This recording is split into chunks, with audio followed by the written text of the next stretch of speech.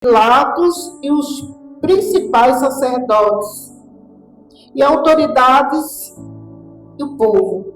Disse-lhe: apresentaste-me este homem como agitador do povo, mas, tendo interrogado a vossa presença, nada verifiquei contra ele dos crimes que eu os acusava. Nem tampouco Herodes daram nem amamentaram. Nesses dias dirão aos montes: caia sobre nós, e aos outeiros cobrir-nos, porque se em lenho verde fazem isto, que será no lenho seco? Também era levado outros dois, que eram malfeitores, para serem crucificados com ele. Aleluia. Glorificado, exaltado seja o nome do Senhor. Dificilmente eu leio esse texto, os quais eu estudei para trazer uma palavra hoje para vocês, e eu não consigo não me emocionar, muitas vezes chorar,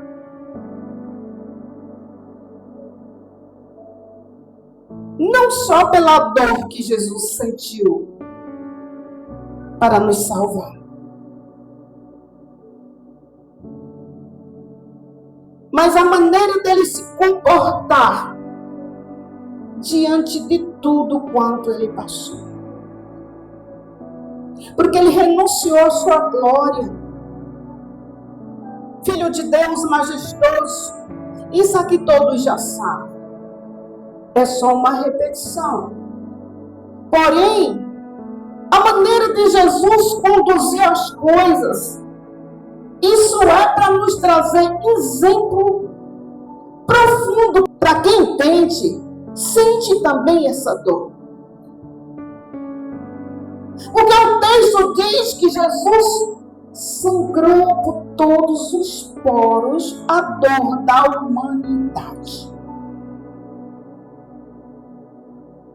Aí eu me pergunto às vezes, amado, por quê que nós ainda sofremos tantos? Por que nós ainda sentimos tantas dores?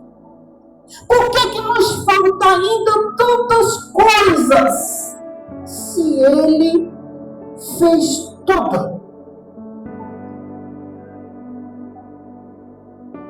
Às vezes eu fico a pensar que é por falta de entendimento prático.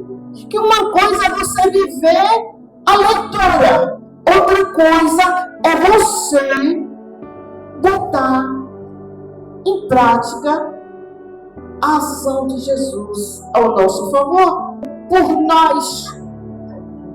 Foi uma libação que ninguém mais fez. Não houve outro ato na história comparado ao sacrifício de Cristo por nós. Então ele ficou sendo jogado, sabia, ele já tinha resolvido, ele sabia o que enfrentar. Ficou sendo jogado, manda para Herodes. Herodes, não, manda para Pilatos. E ia Jesus em cortejo atrás. Que em todo tempo foi o que tentaram fazer, foi humilhar. Veja o que nós estamos fazendo com o que dizem que é filho de Deus. Não dizem que é filhos de Deus? Então desce dessa cruz. Não diz que é filho de Deus, então se livra daqui. Aí certa feita, o discípulo que anda com ele, para defender Jesus, ele vai lá e corta, tira da espada e corta a orelha de Malvo. Ele disse: você não sabe, se eu quisesse, milhões de anjos estariam aqui para me defender.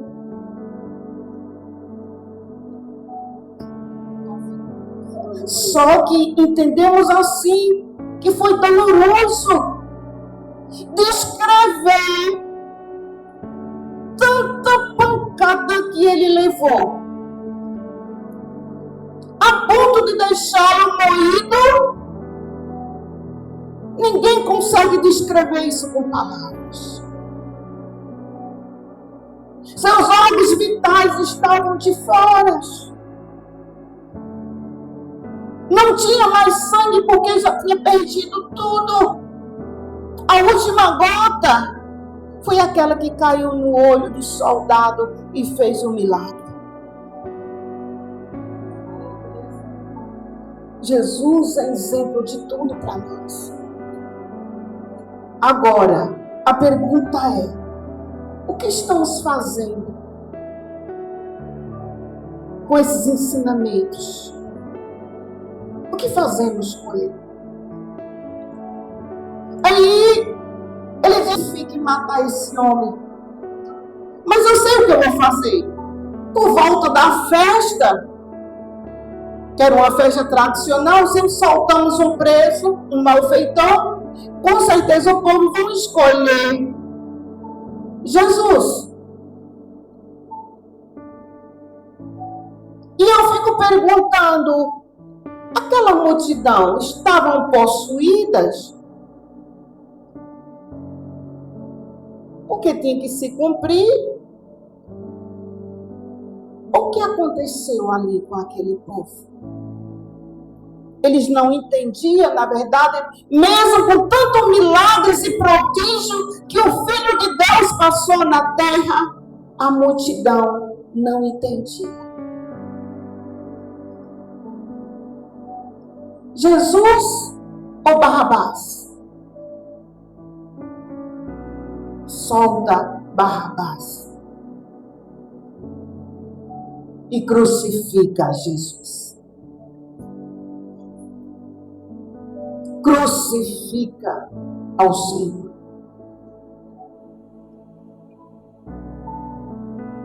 Mas teve um momento que foi tanta dor que ele pediu para que, se fosse possível, o Pai tire esse cálice. E o Pai nada respondeu, porque ele era o sacrifício vivo para que hoje nós pudéssemos estar aqui glorificando o seu nome. Jesus sabia que veio. Esse sacrifício nos mantém assim. Então esse questionamento: eu não aceito isso, eu não aceito aquilo, eu não vou fazer isso dentro da igreja. Não, isso não está. Isso está escrito. Nós é que precisamos entender o que é que o Senhor quer de nós. Há coisas na Bíblia que não vêm com clareza. Ela está sobre o véu. E que só o Espírito revela com profundidade. E segue adiante algumas mulheres atrás de Jesus. Ela batia no peito. Eu acho que era a única que não gritava sacrifício. Sabe por que essas mulheres eram gratas ao Senhor e até a hora de crucificar, até a hora da morte, elas continuaram com ele? Porque mulher é considerada um produto qualquer. E Jesus chegou para mudar essa história. Jesus quebrou o paradigma. Jesus passou a falar com mulher que não podia. Jesus passou a expulsar os demônios dessas mulheres. E elas começaram a seguir. Mas com uma gratidão tão grande de coração que muitos de nós não sabemos o que é isso. Que não deixava, mesmo sendo levado por soldados, sabendo que ele ia ser crucificado e que elas estavam a perigo, elas não abandonaram. Mesmo de longe, elas estavam lá a observar, a contemplar e a se condoer com ele. No dia, ele passou, ele ressuscitou. Aleluia! Aleluia! Glória a Deus! Volto a repetir mais uma vez. Estava na morte, estava na ressurreição. Elas não os deixaram. Elas entenderam esse sacrifício vivo do Senhor por nós. E o deixaram, enquanto deixaram o corpo para preparar os aromas, alguém chegou primeiro. Pois o corpo não podia demorar mais ali. Elas atrasaram na preparação, mas Deus providenciou. Nicodemos e José de Arimateias, e eles lavaram o corpo do nosso Senhor, envolveram em lençóis virgens e o depositaram lá no sepulcro. E o texto diz que Maria chorava abundantemente, mas ali apareceu dois seres com veste resplandecente. Ele disse: por que choras, mulher? Ou então ele poderia ter dito: não lembras do que o Senhor falou lá na Galileia? Que ao terceiro dia ele ressuscitaria? Por que não crermos? E onde estamos colocando a nossa fé, amados?